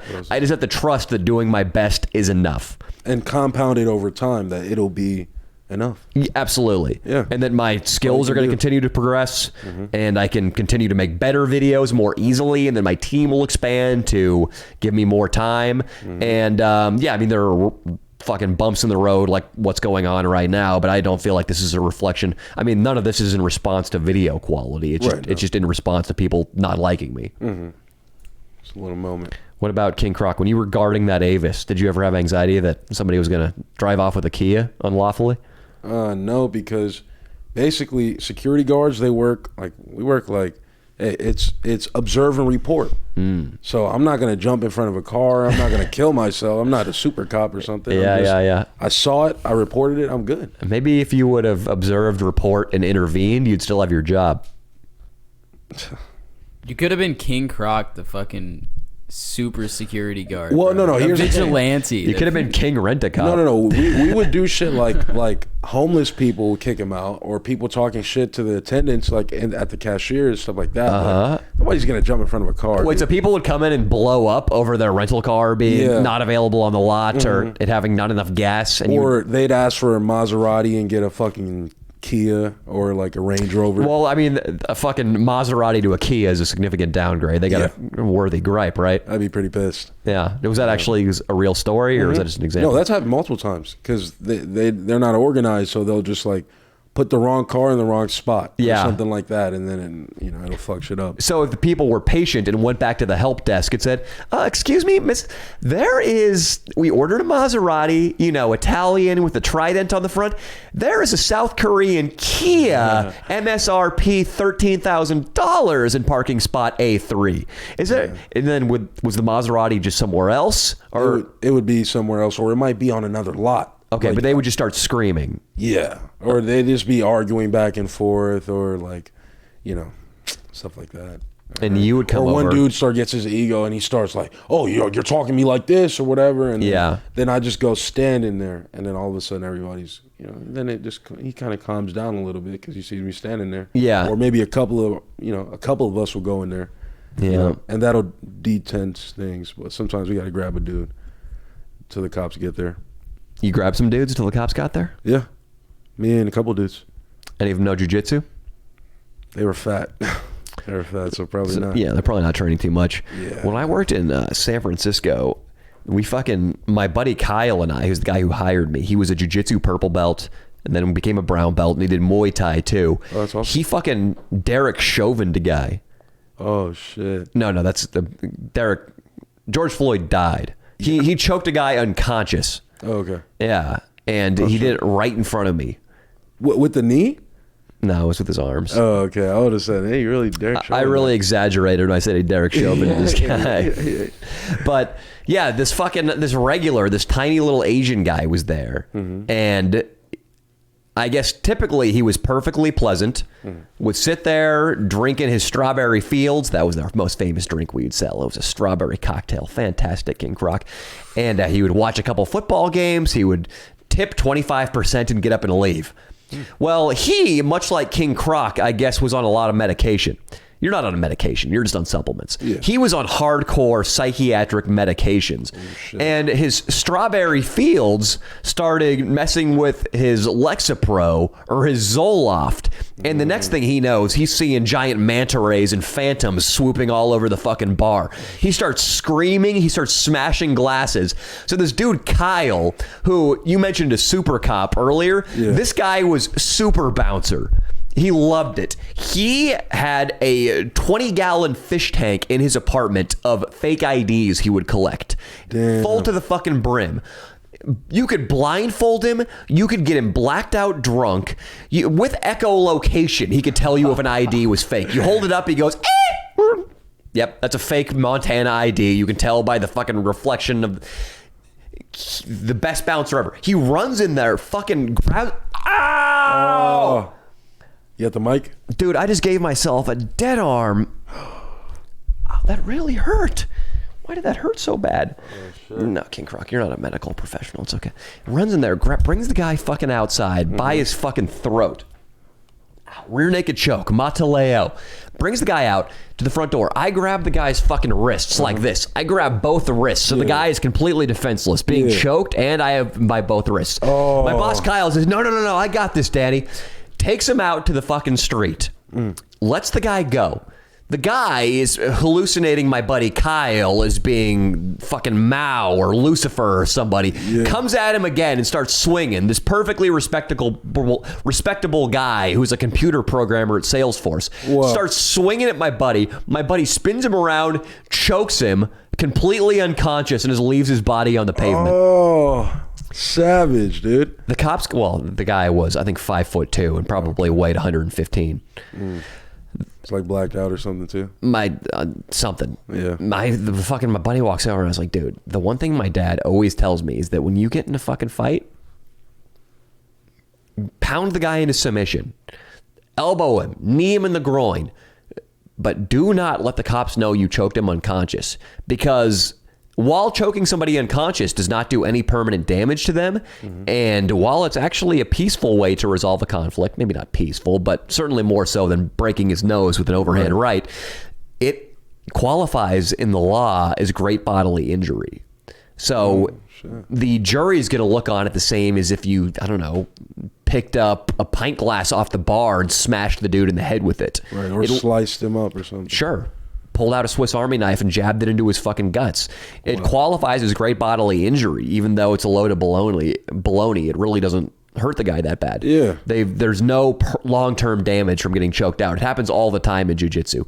And I told him to do, when the cops come, dude, say he did not go unconscious. Say you just fucking restrained him. That's interesting. And I think if I were in there at the Chauvin trial right now, I think this guy would walk fucking innocent as a butterfly. I don't know what I'm doing right now. Man, your hand hurting pretty bad, huh? Yeah, that's... I don't know what I'm doing. King Croc, bail me out. Tell me a story. Why'd you smoke so much weed before you came on the show?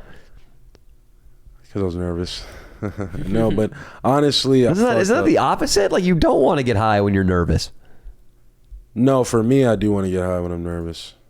For me, it's the opposite. Like, for me, during this whole fan hate fiasco, I've tried to avoid weed because I was like, you know, when you smoke, you guys probably don't know about this at all because you long ago left your weed paranoia. But for me, it's if I take 2.5 hits instead of 1, I tip over the fence into paranoia land, and I don't want that right now. Right. So I feel like you, for your first podcast experience, smoking a couple blunts wasn't a smart move. No, because normally it calms me down, but it's better when I'm already up. But because I was coming down and I'm using something that also calms me down, you know what I mean? I'm coming down from a stimulant in the morning, so I'm already kind of lowered, and then I use something that lowers me as well, when I should have had something that stimulated me, and then I'd be King Croc, you need like an altimeter watch to let you know if you're up or down from all your fucking substances.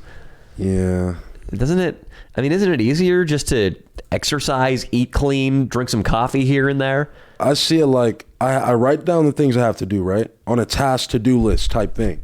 And my mentality is, when I'm not on these drugs, I complete 40% of these every day. When I'm on these drugs, I'm completing 75%. Yeah, but you've given yourself this handicap. So when you're not on the drugs, you're probably just not trying as hard. Yeah. And then also, if you're out of town or you run out of the fucking supplement number 3 you take, then you're not going to be as effective that day because you've given yourself this out that you can't be as good when you're not on your shit. That's true. I got to work on that for sure. It's the same with sleeping. I used to be such a bitch about sleep, where if I got 7 hours and 15 minutes of sleep, I would tell myself I couldn't be as effective that day because I didn't get my full 8, which is bullshit. You just got to fucking get your shit done. If you're lacking sleep, if you just got off a plane, if you're a little hungover, you just got to get it done. Let's get it fucking done. Yeah, dude. Tyrone Goggins, this motherfucker. Let's go, man. Tyrone Goggins? Yeah. Racist? Yeah. Yeah, just 'cause he's black, that doesn't mean his first name's Tyrone, okay? His name's David, a proper biblical name. Okay. Are you saying Tyrone's not a proper biblical name? Yeah. Yo, what up, That's heavenly motherfucker? as fuck. This is Tyrone, here to hit Goliath with my fucking slingshot. Facts. Yeah. Get it? Because David and Goliath. Yo, what's up? Tyrone It's Jesus and the 12 brothers. This has got to be a new thing. Jesus and his niggas. Tyrone and Goliath, dude. It's fucking sweet. Tyrone and Goliath. Fucking what you fucking slingshot? I got my Glock 9. I for sure gonna kill your ass, motherfucker. Dude, my girlfriend and I were watching this fucking show, Temptation Island, and I know this isn't like a niche show. I know a bunch of other YouTubers do commentary on it and shit, but just on Sundays on my day off, I need to completely unwind and I just watch mindless television with her. There was this dude on the second season, this massive black guy who's just smooth talking, good looking, looks like he could play defensive tackle for the fucking Dallas Cowboys. Gigantic. Yoked. And I don't know if you know the premise of the show, but couples, boyfriends and girlfriends, are split up and they're put in houses with the opposite sex. So the girlfriend of the couple will have like 16 dudes trying to fuck her, and the boyfriend will have 16 slutty chicks trying to fuck him. And everybody's drunk.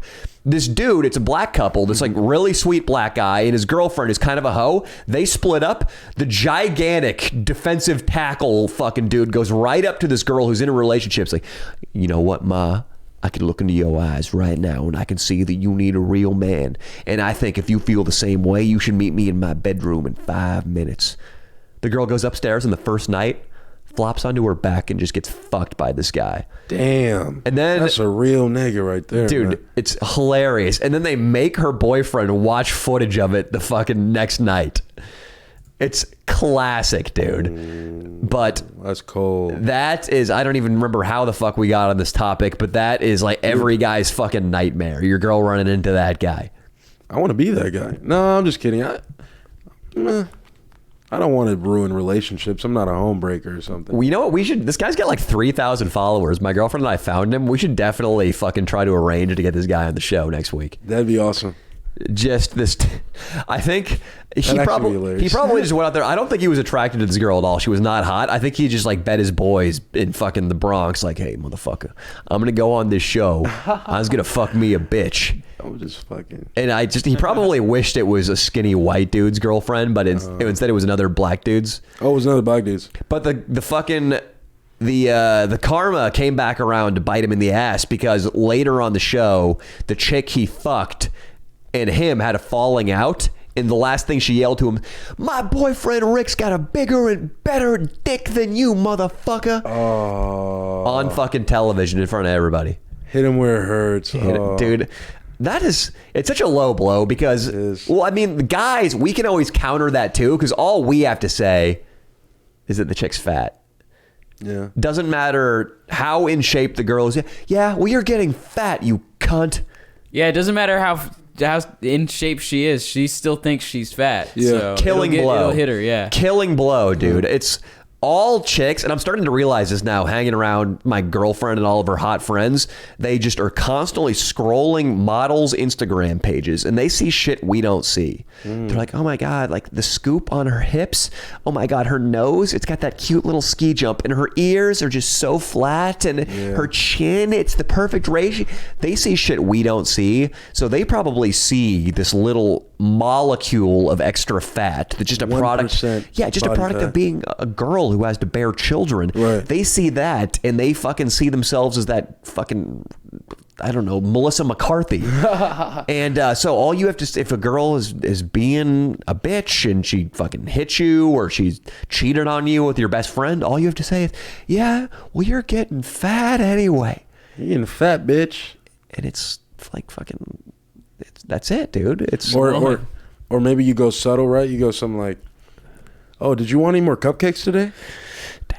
See, King Croc, I don't think there's time to be subtle. It's just like if she wants to be not subtle with you, she's not going to be like, yeah, well, you're not really knocking the bottom off her.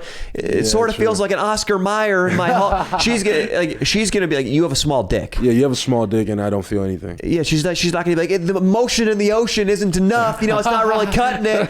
Or it's, you know, it really is the size of the warrior. Like you have a small baby dick. Yeah. You inadequate fuck. And if you tell them that they got stinky pussies, there's no way they can disprove that. So people will probably just take your word for it. Yeah. Get Yeah. ahead of them. Yeah. Yeah. Be Stinky like, what are pussy. you gonna do? Stick your finger in your pussy and have someone check if it stinks or Yeah. not? Just, you have a mangled asshole. And your No, I don't.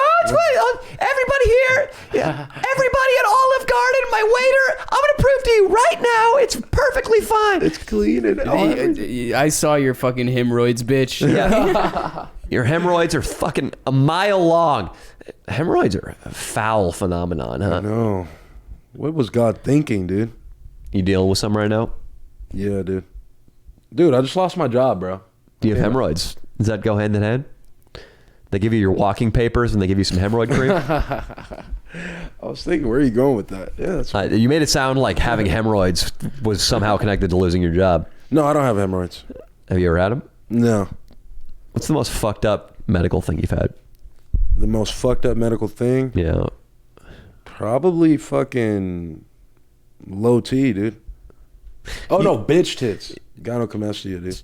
That's I don't like how you're saying these things as if they're real medical conditions. You put on a little bit of weight and you didn't feel like fucking for a few months. No. It's not low T or gyno whatever. Gynecomastia is a real legit thing. There's a breast lump that grows in your chest. Anybody who gets a little pudgy has that though, right? Not true. No. Okay. You have to have disordered hormones, like too much estrogen, basically. Did you have it when you hit puberty? Yeah, I think it fucked up my puberty. I had it when I had big nipples when I hit puberty too. Were they big, but did they have like a ball? They behind did. it? A ball? Yeah. Oh, and it went away. Yeah, I think I had it too. They're still. I had that shit too. They're still a little puffy. Like my nipples aren't totally flat. But you don't have a ball behind them, right? do I? I don't know. Phil. We call those nipple rocks where I'm from. Nipple Yo, nipple rocks. I definitely had it when I was 14, and it looked way worse because I weighed about 125 pounds. Can I take my jacket off, actually? You can take your shirt off because I think you want to show us your nipples, and I'm not going to stop you. No, I want you to feel the lump. Do you have breast cancer? I could develop. If Okay. I stayed fat, there's a lot of... Feeling for lumps currently on King Croc's chest? I'm sure there's a lot of transsexuals who would envy you. Yeah, dude, I told one of my friends I'm trans. I don't feel a lump. I just feel like you're a little bit out of shape, and that is hanging on your boobies. Oh. Or rather, it is your boobies. You didn't have boobies until you were a little out of shape. Yeah, dude. I used to be a sexy kid, too. Well, I wouldn't use the word sexy. Yeah, man. It's okay. We'll get you back in shape. You and, we need Nico and King Croc to get back into fighting form. Nico used to be jacked, and he's migrated from that a little bit. Oh, he used to be jacked? Yeah, he used to be shredded. There are early videos of Nico where he's this chiseled jaw, six-packed up. Go back to the fake personal trainer video we did in San Diego long ago. Oh, yeah. When he had shit all over him, right? I don't think he got shat on. No. I mean, like, he had, he had like, something all over him. He was running on... Maybe that was Jerry, actually. Running on a treadmill with stuff on him. Yeah, he was running on a treadmill. I don't think there was any stuff on him. Oh, okay. I mean, if there were fecal matter or semen, I suppose that would have enhanced it. But no, he was just running on a treadmill. Okay. All right. And what time are we at right now, Austin? 137. Okay. Well, I think this is a decent place to sign off. I feel like we're doing okay. We're losing a little bit of momentum here. It's all right. It's not bad. Yeah, no, No, I like this pod. I think it's okay. chill. It's a chill. It's definitely a chill pod. yeah. Definitely a chill pod. Yeah. We didn't have as much time to prepare. Obviously, Leo wasn't involved in the preparation process this week, so we a little more minimalist. But Yeah. I can have one story I can tell real quick. sure. Because I don't think I ever explained this on the pod, but I've told you guys. We were talking about dreams earlier. And whenever we filmed the 4,000 milligram stunt at your girlfriend's birthday party, Yeah. if like whenever you cook THC and turn it into an edible, it's like a mild psychoactive chemical. So if you eat enough, you like start tripping basically. Yeah. So I was going in and out of like sleep and couldn't tell what was a dream and what was real. Yeah. And at some point I woke up and thought that you, Leo, Jerry, and everyone was a figment of my imagination, and the whole being part of the YouTube thing was fake. Yeah. And then I Oh, almost started shit. crying, and I walked to go like take a piss, and then the party was still happening, and then I was like, oh, whoa, that wasn't a dream. I like tricked myself into thinking that was my house. I thought I like lived in that room. Dang. I was that fucked up. You were really fucked up. Yeah. And I was going to make some complex 100-word joke. I'm not going to do it, though. But smart enough. I get you, yeah. Instead of, I'm not even going to try for this right now. I have zero self-confidence at this point. Keep in mind that for me, this is like midnight for most people. But yeah, I get what you're saying. You thought instead of living in your trailer at home and hanging out with the Danny Mullen crew and having the podcast going on, you were strictly living in your trailer at home and jerking off to anime. Do you remember what I approached you at some point and asked you whether or not Iggy getting blown next to me actually happened? Because I couldn't tell if that was real or if that was another dream. Yeah, for the sake of a future lawsuit, it wasn't real. Okay, good point. Though it is on Patreon. Damn it. It's heavily blurred, though, so one could easily just deny it. It's so blurred. Because that Patreon...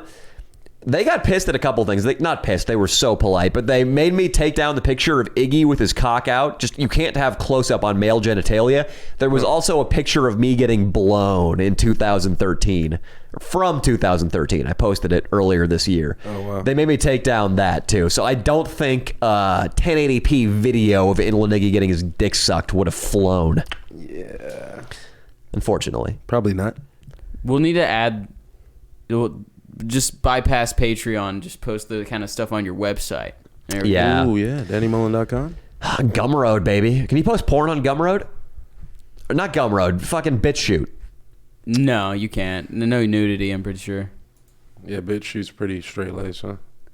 You can say anything. I think they just have a no nudity policy, I'm pretty sure. Are they religious over there? No, they're free speech. It's just they inevitably, like, you're gonna get a lot of porn stuff if your site allows porn, so that's like the one thing I'm pretty sure they don't allow. Yeah. But they just don't editorialize anything that gets posted there.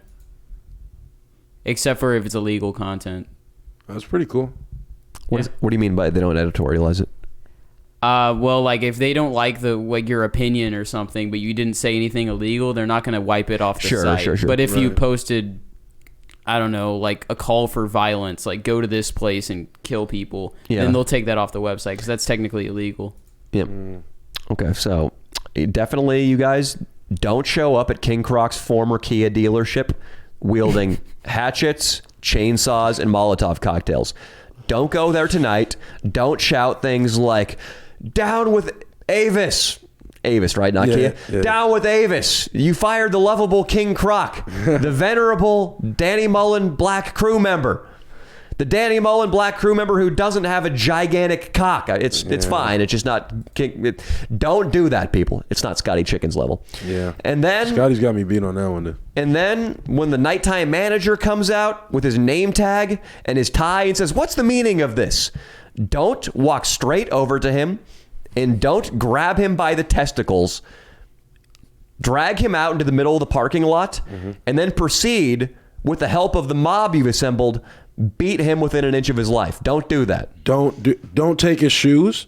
Don't take his wallet. And don't slap him. I don't know. And then don't take him. No, that's valid information. That was pretty good. Don't see you want him to slap him after beating him with lead pipes and chainsaws. Slapping him seems like that could actually fly. But afterwards, don't take him to Enterprise and don't use his badly beaten body as a warning to anybody working there that if King Croc so happens to come in for a job interview at noon the next day, if you fail to hire him, you guys definitely don't say that the same fate will befall your nighttime manager. Yeah. Right, King Croc? 100%. That won't happen. You gonna kill that interview tomorrow? I'm going to kill it so hard. Okay. And if I don't kill it, what's going to happen to them? 2 nighttime managers aren't going to be beaten within an inch of their life in the parking lot. They are not. You guys have a great night.